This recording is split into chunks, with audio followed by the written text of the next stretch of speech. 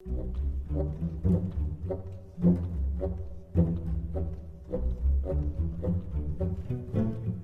folks, Justin here. We are going to open some packs today because I've been accumulating packs, and we're going to open one of each of these special packs.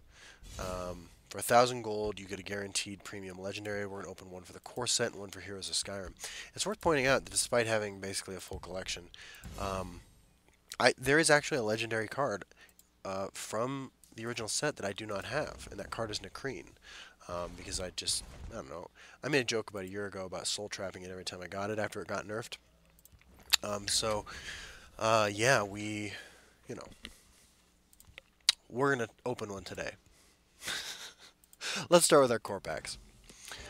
It is the first day of March, the new season. The new reward card is kind of fun. It's a really strong card, actually. It's a 2/2 neutral card. For 2 that spawns a 1/1 Dwemer if you have a neutral card in your hand, which is a really easy requirement to fill. Prison Deathlord. I hear that 4 Magicka 7/7s are pretty good. And Prison Deathlord's not good, but I hear that in general that's true.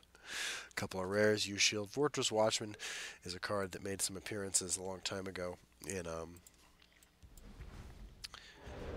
Orc decks of old, pre-Stone Shard Orc. Broom Armorer, that card used to be all over the place in tokens decks. Back when Spellsword Tokens was the only tokens deck and it wasn't that good. Feasting Vulture is a card that's always been the periphery of playable, almost good enough. Eastmarch Crusader is good enough. In fact, this is, like, Shadow Shift, good card. Soul Split, used to see a lot more play in decks like Action Assassin and Action Mage. And used to see more play in Last Gasp Assassin decks. They kind of don't play so many Soul Splits anymore. More of an altar focus during Cup Rush. Still a strong card that doesn't see much play. And Old Gate Warden, of course, a great wielder of Rings of Imaginary Might. Good stuff. Royal Sage, the honestly probably the card I like least in this game. Night Predator. I used to know some guys like that. Premium Dwemer for our Dwemer collection and a Swamp Leviathan. Usually they travel in pairs, but they travel single file to hide their numbers. Artaeum Savant, a card that used to appear in Action Mage decks. Ransack, a card that used to appear in Prophecy Assassin lists. Triumphant Jarl, a card that doesn't see as much play as it used to, but used to be easily the best draw engine in the game. And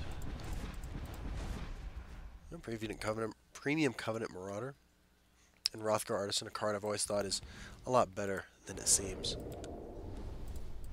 Alright, now our Heroes of Skyrim packs, what do we got? Archer's Gambit might be responsible for... I think this card is the backbone of the Rage deck. I know Rage is obviously a huge part of that deck, but I think Archer's Gambit is why it's so strong. Insightful Scholar. Kind of shocked, actually, Insightful Scholar doesn't see any play in Prophecy Battle Mage lists. Seems to me like it's better than... likely better than 4/2 that pings everything in the lane. Spellsword Summoning, a card I really like. Dove of the Voice, another card that's, almost powerful enough to play. Woodland Lookout, a card that is powerful enough to play, along with Thieves Guild, Shadowfoot, and Battle Mage's Onslaught. I maintain that if Battle Mage's Onslaught was in almost any other color combination, it would be, like, incredibly overpowered and the backbone of an entire archetype. But being in Battle Mage, I feel like it's where it belongs, but not good enough. A lot of dragons. A lot of dragons going on here. Shit. Skyborn Dragon, by the way, in the Heroes of Skyrim only gauntlet, this is Piercing Javelin Dragon. Moving on. Sorry for my voice. I'm a little under the weather. I actually have the flu. Influenza A. Dragon Priest Mask. Every time this card is played, something obnoxious is happening. I mean, like, if you're the one playing it, awesome. Or Justicar, a card that I've never really seen played, although, it seems like Action Mage decks don't want to go wide. It's not really what you're trying to do there. Stonehill Mammoth, saw some of those in various gauntlets infested with East Empire crafters, along with their good friend the Cave Bear, Circle of Initiate. This is a card that I said was going to be huge when Heroes of Skyrim was previewed, and I think I was right. And to balance things out, as far as my ego is concerned, Palace Prowler, I said, when it was revealed, was one of the most powerful things you could play with one Magicka. I don't know that that's necessarily not true, but it's never actually worked on the ladder. Ooh, we got a Skyforge. It's pretty nice. This is a card I had some fun with. I played Werewolves not long after Heroes of Skyrim was released. When the meta was shaking up more and people were trying a lot of new stuff, I had a lot of success with Werewolves. Not as strong anymore. This guy was part of that deck.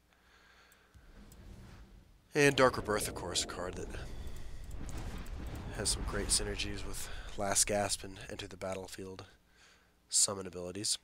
Another spell sword summoning, along with Wolf Cage, which is not a good card, but has more support now than ever.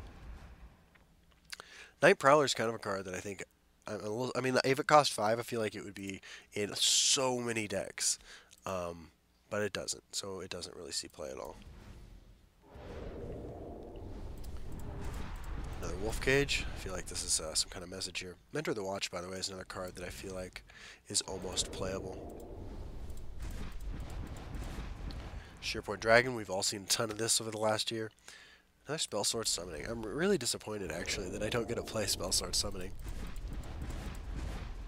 Mystic Dragon, another card that Charmer and I on the podcast, or not even the podcast, just like talking before we started the show, said that Mystic Dragon was going to be one of the most ubiquitous cards from Heroes of Skyrim. I think that's turned out to be true. And East Empire Crafter is a card that dominates certain formats,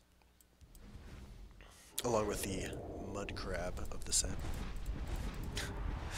Another Dragon Creek Mask. Stormcloak Camp, by the way, a win condition for decks full of removal and other shenanigans. I highly recommend you check out my videos about Battle Mage decks that Pete Crichton made up that use that as a win condition. Berserker the Pale is another card that I think is almost good enough to play. And moving on, Blades Lookout, Imperial Camp. I built a deck with Imperial Camp when Heroes of Skyrim first came out, like Lydia's Troops or some shit like that. It was okay. Wasn't good. Okay, we have Imperial Camp again. Mage's Trick. Mage's Trick, a card that isn't in every Mage control deck, but always seems to be really good when I see it. Arcane Enchanter. A little bit of that sweet Hearthstone action. Although, not as offensive, I guess. Conjuration Scholar. Pretty interesting card. The existence of Breton Conjurer, I think, pushes out a lot of the shenanigans you would want to play with Conjuration Scholar, just because Breton Conjurer does it more effectively. Just crap out 5/5s with guard, with less investment on your part. We're getting closer to our premium packs, which I'm excited about. Battlefield Scrounger. This card sees play sometimes, doesn't see play other times. Black Retreat Builder, one of the, we get Dwemer incrementally. We get them as monthly reward cards, and, we get a Dwemer or two here in every set. And, Black Retreat Builder is not one I usually include. That's our third Wolf Cage, by the way. Alright. And here we go. I'm about to just cough my brains out, so. Arrest. That is a catch-all answer to things that your opponent might soul tear. Alright, let's do this. We got Heroes of Skyrim. This is Heroes of Skyrim, and here's Core Set. Let's open Heroes of Skyrim first, because my called shot is Necrene. Dragon Mound. Look, one time I was a guest. Well, one time I've been a guest in the Bethesda stream a few times. One time Pete Hines and I played Arena, and we were offered Dragon Mound and some other better cards. And I was like, Pete, we got to take Dragon Mound. Then we were offered 2 Ruin Archaeologists, which have a treasure hunt ability to treasure hunt, draw a support card, draw a card, and we were offered treasure maps. So we had the perfect Dragon Mound deck, and we ended up going 7 wins, 2 losses, and those 2 losses were the 2 games where we played Dragon Mound. And Wabbit Jack. Alright, well, it's not in a cream, but it can turn things into a cream, so I'm going to count that as a victory. Thank you all very much for joining me. I look forward to opening some new packs of new sets in the not-too-distant future, I'm sure, and I will see you all on the ladder. Bye-bye.